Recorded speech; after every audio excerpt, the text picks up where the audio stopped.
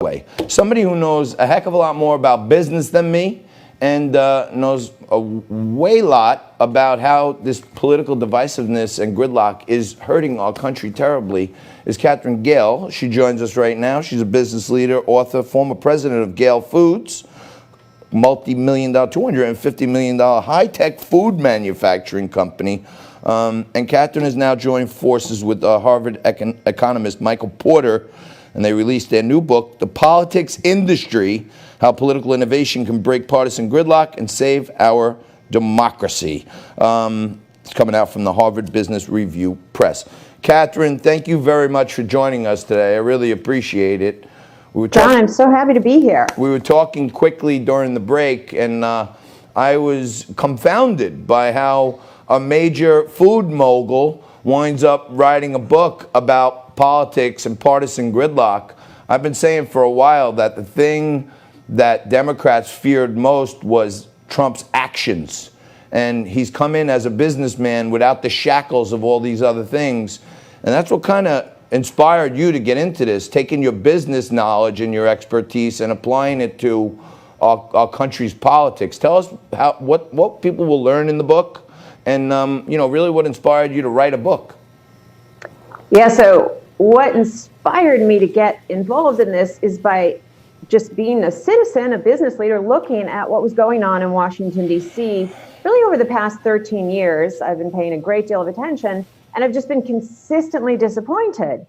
And back in 2013, for various reasons, the light bulb came on for me, which is that we weren't going to be able to fix this by electing new candidates, because the system is so broken that it basically makes it impossible to solve problems for the long term, no matter which candidates get elected. And I sold my business in 2015 in part to work on the systemic changes that we needed to make. And I started trying to get business leaders involved, and yet they were really missing in action. And I think that was because politics seems so irrational and just a crazy thing. And let's just focus on our business where we don't have total control, but we know what we're doing. And let's sort of put this messiness to the side. So I wrote the book with Michael Porter of Harvard Business School in order to demystify what's really going on in politics, which is that the core of it is what we see is what we're incented to see.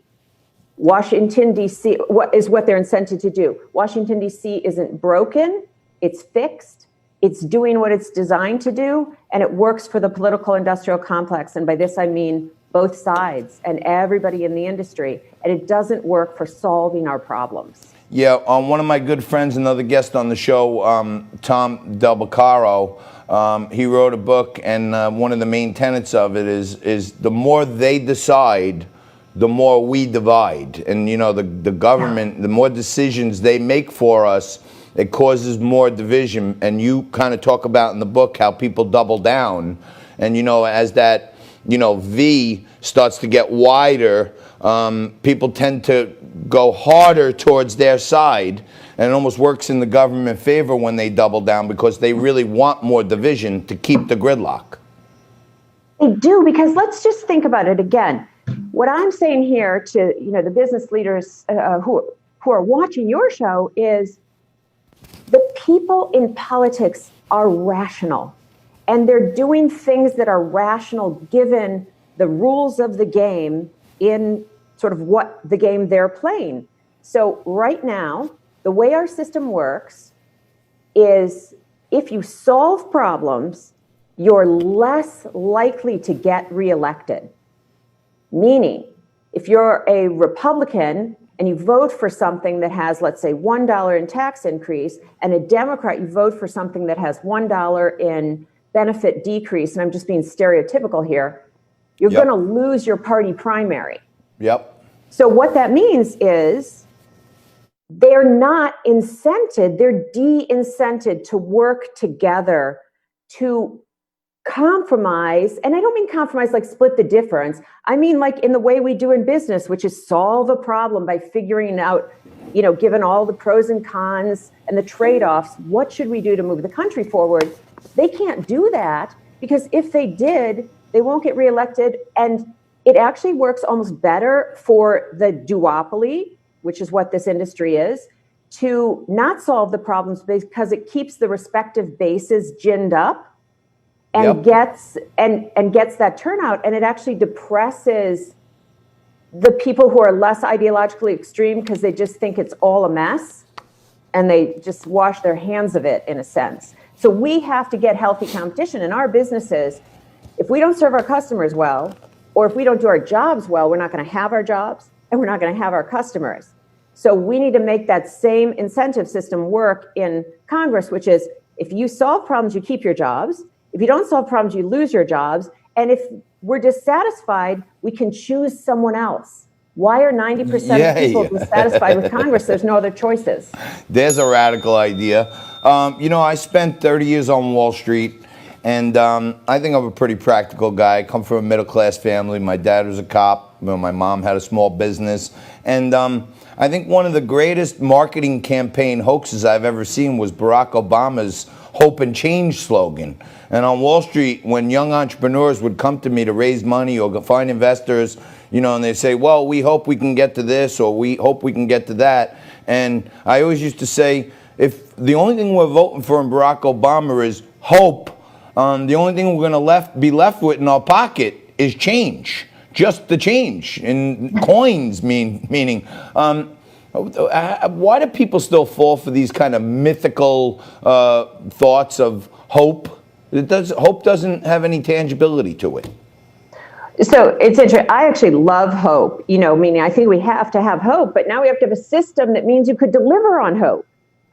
And that is the system we don't have. But people, if you want to say fall for it, people are always looking for the next great change candidate. And it seems, I'm completely nonpartisan now. I call myself politically homeless, but I can hear that you have picked a side. But here's the thing that's the same about both sides, is that they can't deliver on their promises because the other side won't work with them. Right. And so what happens is we saw people chose Obama because he seemed to be, new hope, a change candidate. Yeah. And then people chose Trump because he was a change candidate. We keep looking for the change, but it's not going to come in the candidate. It's going to come in the system, which we need to make them accountable, solve our problems, or we'll be able to choose someone else. But right now that duopoly is protected. So like if you, in your, Got it. Yep. we got to have new competition. All right, we're right up against the end of it. I'm gonna have to talk to you another time because one of my many failed businesses in life was a food business. I invented a hot dog inside of a knish, a bread hot dog inside of a Gabilla knish, and we called it a Coney combo. And we had them made in the Schwann's factory up there in Wisconsin.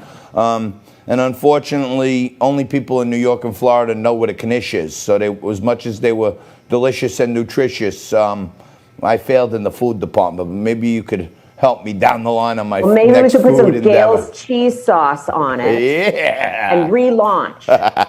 I love it. Katherine Gehl, she's the author with Harvard economist Michael Porter of The Politics Industry, How Political Innovation Can Break Partisan Gridlock. Go out and check out the book. Katherine, thank you very much for your insightful conversation. We're going to take a quick break right here. Come back after this with country singer Jade Narain.